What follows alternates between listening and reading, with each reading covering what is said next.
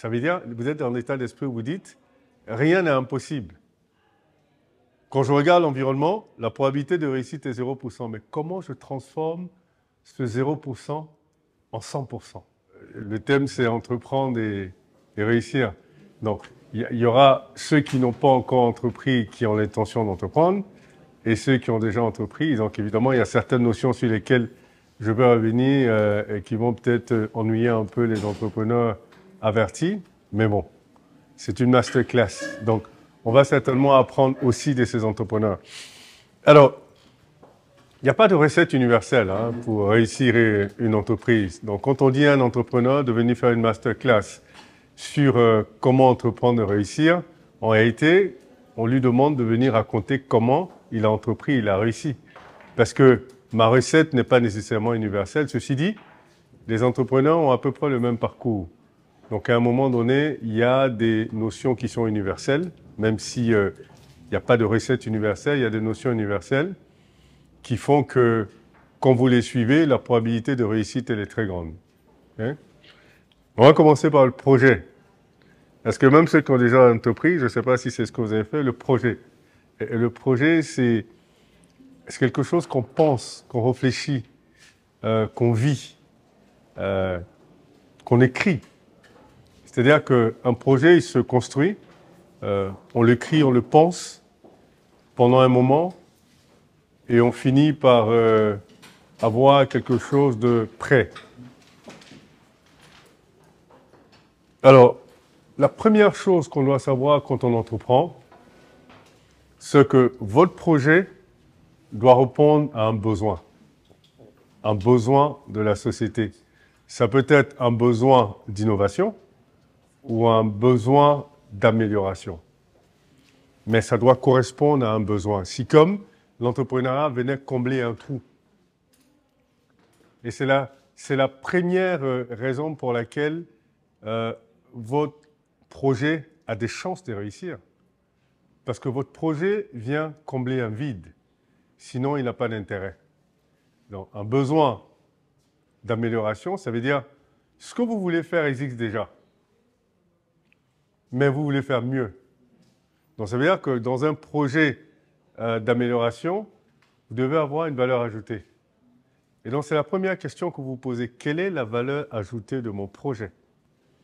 Si je veux faire un pressing, il y en a déjà 50 000. Pourquoi les gens viendraient chez moi et pas chez les 50 autres 1000? Et si vous n'arrivez pas à répondre à cette question, ce n'est pas la peine d'entreprendre.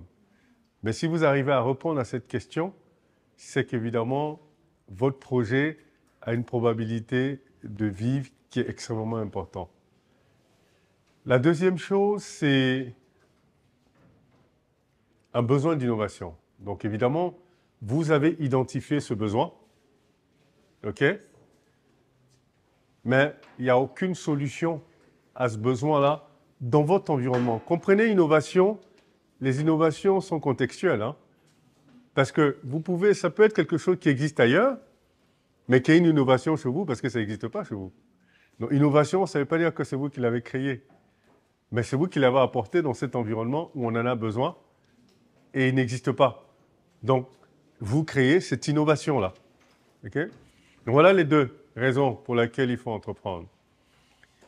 Il est plus facile d'entreprendre dans l'amélioration que dans l'innovation.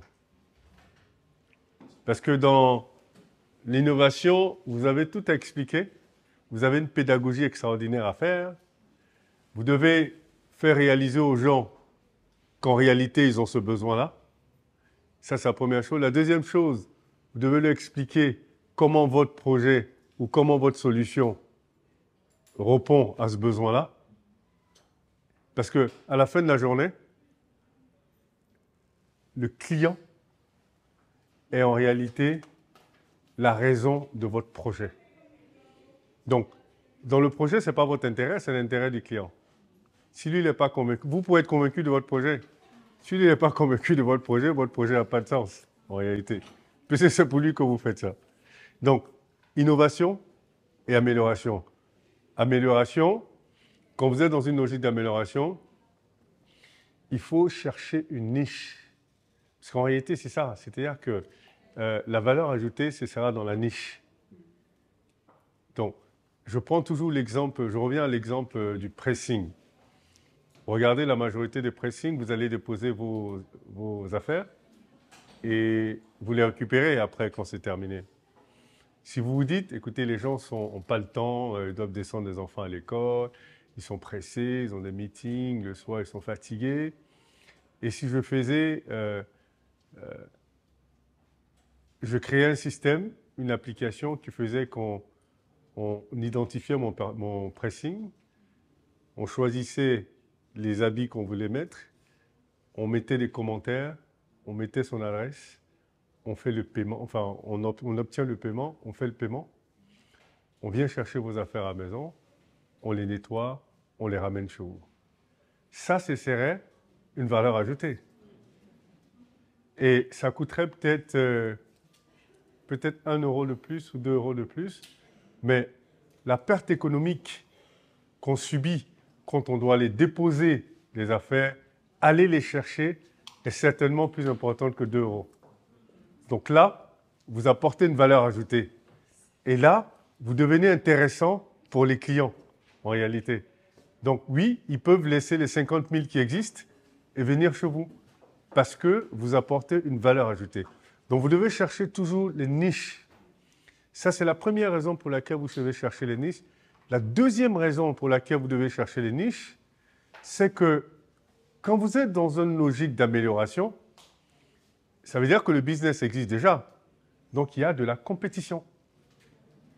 Donc ceux qui sont déjà là, ils ont de l'expérience, ils ont les clients, ils ont tout ce que vous voulez, et vous arrivez en tant que nouveau. Vous n'avez pas l'expérience, vous n'avez pas les clients, et vous venez dans un marché compétitif. Donc vous venez avec beaucoup de faiblesse. Donc si vous allez faire les mêmes choses qu'eux, vous êtes perdant dans cette compétition-là. Mais quand vous venez être pionnier dans une niche, il n'y a personne dans cette niche. Donc, le temps que les gens réalisent que votre niche est profitable, vous êtes le pionnier, vous êtes connu dans cette niche-là. Donc, eux, ils viennent être des challengers, mais vous avez pris une longueur d'avance. Donc, au démarrage, voilà l'état d'esprit dans lequel vous devez être quand vous voulez entreprendre. Ce que ça veut dire qu'on réfléchit beaucoup avant d'entreprendre. On n'entreprend pas par mimétisme. On ne va pas créer un business parce qu'on pense que ça marche pour tous ceux qui sont dans ce business-là. Donc finalement, le business est une extension de vous. Tout ce à quoi vous pensez que vous pouvez avoir à faire quand vous montez un business, mais vous pensez à ça avant. C'est-à-dire que vous ne créez pas le business, vous l'avez sur papier, vous avez créé l'entreprise, et maintenant vous posez des questions. Mais qui sont mes clients? Mais comment je finance ce business-là? Est-ce que mon produit sera mieux que les autres? Non. Toutes ces questions, vous les posez avant. Une fois que vous créez la société, vous êtes comme dos au mur. C'est-à-dire que vous avez un mur derrière vous. Dès que vous faites 2 pas en avant, le mur, il avance. Il est toujours derrière vous. Il n'y a pas de possibilité de faire marche arrière. Donc, ça veut dire qu'en réalité, l'état d'esprit dans lequel vous êtes quand vous entreprenez, c'est que la probabilité d'échec est nulle. Ça, c'est l'état d'esprit dans lequel vous êtes. La probabilité d'échec est nulle. Sinon, pourquoi vous allez entreprendre quand vous pensez qu'il y a une probabilité d'échouer? Ça n'a pas de sens. Enfin, pour moi, ça n'a pas de sens. C'est-à-dire, si vous savez d'avance que vous allez échouer, mais enfin, ça ne sert à rien de gaspiller votre argent. Autant prendre ça à voyager, au moins vous profitez de ça. Donc, la probabilité d'échouer est nulle. Ça veut dire que l'état d'esprit dans lequel vous êtes va déterminer si vous réussissez ou pas. C'est en ça que l'arrogance positive est très importante. C'est-à-dire que vous dites qu'il n'y a pas de raison que je joue à ce projet. Et parce que c'est vous qui décidez, c'est vous qui prenez les stratégies. Donc c'est extrêmement important. Donc vous avez créé le projet. OK? Mais il y a une chose qui est extrêmement importante dans la conception même du projet, c'est votre capacité à maîtriser la psychologie de votre environnement. On ne peut pas entreprendre dans un environnement qu'on ne connaît pas. Donc quand je discute avec les gens ici qui disent « je veux investir en Afrique », Vous êtes déjà allé en Afrique? Non. OK. Et comment voulez-vous investir dans un pays où vous n'avez jamais été ou sur un continent où vous n'avez jamais été? Vous devez... je vous disais que l'investissement, c'est une extension de vous. Ce que ça veut dire, c'est que si vous voulez investir dans un environnement, vous devez sentir l'environnement. Vous savez, prendre l'avion, arriver dans un pays, il y a une connexion énergétique qui se crée avec cet environnement. Des fois, c'est une mauvaise énergie. Vous vous rendez compte tout de suite que vous ne vous sentez pas à l'aise. Et il y a des endroits où vous arrivez, vous avez comme l'impression que vous êtes né dans cet endroit-là. Et donc, quand vous n'arrivez pas à créer cette énergie-là, ça ne sert absolument à rien parce que tout est psychologique. Si vous ne créez pas de connexion, vous ne pouvez pas. Donc, connaître l'environnement, être à l'aise avec l'environnement, c'est un élément sine qua non de réussite.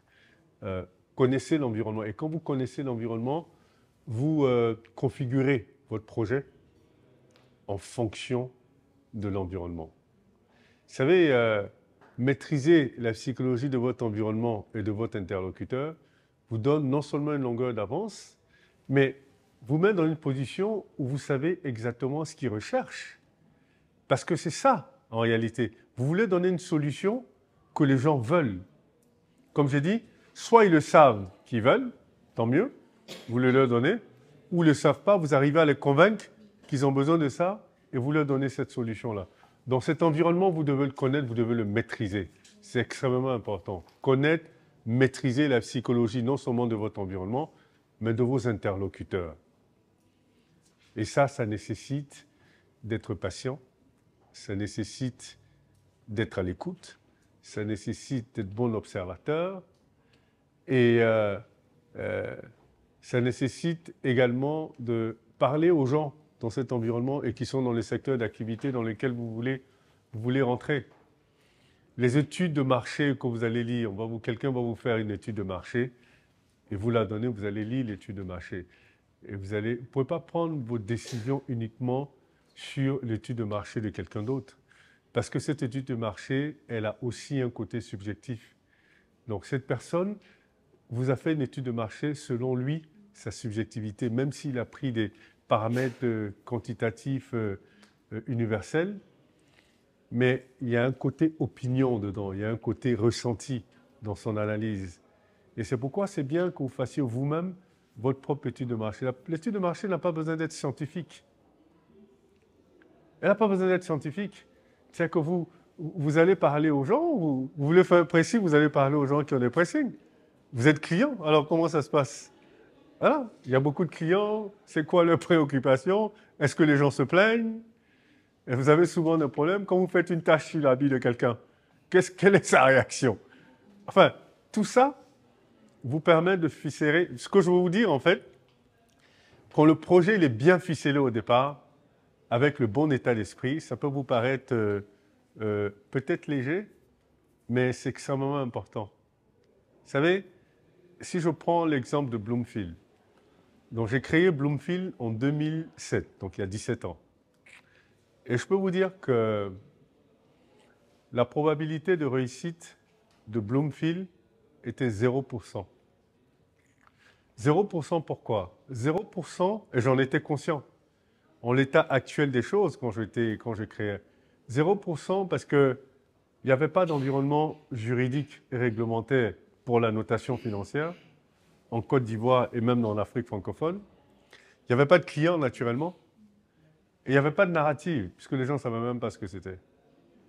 Donc ça veut dire que quand tout le monde me disait ça ne va pas marcher, ils avaient raison. Eux, ils les disaient en fonction de l'environnement. Donc j'avais deux solutions. Quand je vous dis comprendre la psychologie de votre environnement, c'était soit je me dis, bon, écoutez, de toute évidence, ça ne peut pas réussir, je ne sais pas pourquoi je me prends la tête, donc je laisse tomber, ou j'attends qu'il y ait une réglementation. Bon, je suis en Côte d'Ivoire, il y a 17 ans, ça faisait à peu près quoi 47 ans que le pays était indépendant. En 2007, ouais, ça faisait 47 ans. Donc s'il n'y avait pas de réglementation, peut-être que je pourrais attendre 47 ans encore. Parce que ce n'était même pas la priorité des gens. Donc c'est soit vous attendez, soit vous transformez votre environnement. Ça peut paraître gigantesque, mais finalement, qu'est-ce que les hommes peuvent... Enfin, quand je dis les hommes, grand H, elle est là, mais désolé, grand H. qu'est-ce que l'être humain, c'est mieux là, ne peut pas réaliser. Donc, moi, plus on me disait ça ne peut pas marcher, plus ça m'amusait en réalité. Parce que je dis, mais avant de créer la société, je pensais à tout ça, moi. Le fait de savoir que l'environnement ne s'y prêtait pas, mais comment je transforme l'environnement? Et c'est en ça où votre ingéniosité d'être humain se met en branle. Ça veut dire, vous êtes dans l'état d'esprit où vous dites, rien n'est impossible. Quand je regarde l'environnement, la probabilité de réussite est 0%. Mais comment je transforme ce 0% en 100%? Vous êtes le seul à être convaincu de ça. Mais c'est ça le plus important. Ce n'est pas le fait que les autres soient convaincus. S'ils sont tous convaincus que vous n'êtes pas convaincus, ça ne marchera pas. Si vous êtes convaincus qu'ils ne sont pas convaincus, ça peut toujours marcher. Donc, c'est en ça que vous mettez votre stratégie. Je dis, la première stratégie, c'est déjà, pour moi, je suis dans un environnement où, quand quelque chose n'est pas réglementé, ça n'intéresse pas vraiment les gens, surtout si c'est un business sérieux. On parle de finance. Donc, la finance vous fait penser tout de suite à la réglementation. Donc, je me dis, s'il n'y a pas de réglementation, les gens ne prendront pas ce business au sérieux. Donc, ça veut dire que je dois convaincre les autorités de régulation pour mettre en place une réglementation. Donc, imaginez-vous, moi, je sors comme ça, je viens, je dis, bon, je vais convaincre les autorités de régulation du marché financier pour mettre une réglementation en place parce que moi, j'ai créé une agence de notation financière. Vous voyez un peu les challenges. Deuxième chose, je dois créer des clients puisqu'il n'y en a pas. Comment je crée des clients? Et troisième chose, les gens ne savent même pas de quoi il s'agit. Comment je crée la narrative? Donc, trois gros challenges. Maintenant, c'est à vous de savoir par quoi vous commencez.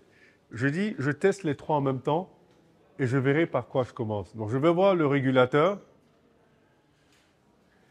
et j'avais rendez-vous à 15 heures. Je suis arrivé à 15 heures moins 5, non, moins 10. On m'a mis dans la salle de réunion à 15 heures moins 5. Je me rappelle, j'étais assis là comme ça, il y avait une horloge en bas de moi, enfin en face de moi, et lui, il est rentré là. Et dès qu'il est rentré avec deux de ses conseillers, le secrétaire général de l'autorité de régulation des marchés, il était 15 heures pile. Il s'assoit en face, ces deux conseillers s'asseyent là. Il me dit, bonjour monsieur, vous avez souhaité me rencontrer, je vous écoute. Bon, je pense que le message est très clair. Je n'ai pas le temps. Racontez ce que vous avez raconté et dégagez. Donc, je fais mon elevator speech. Donc, 1 minute 40 de speech. Je résume en 1 minute 40 tous les speeches que j'avais à faire. Je finis, il pose peut-être 3 secondes. Il dit bien noté, merci, bonne chance, au revoir. Et il s'élève, il s'en va. Donc je suis assis, je regarde l'horloge. Il était 15h02 minutes. Je dis OK. Donc mon challenge, c'est comment je fais et lui me rappelle dans la même salle et qu'on parle au moins 2 heures de temps. Ça, c'était mon challenge. Donc une fois que j'ai dit ça, je sors, comment je fais?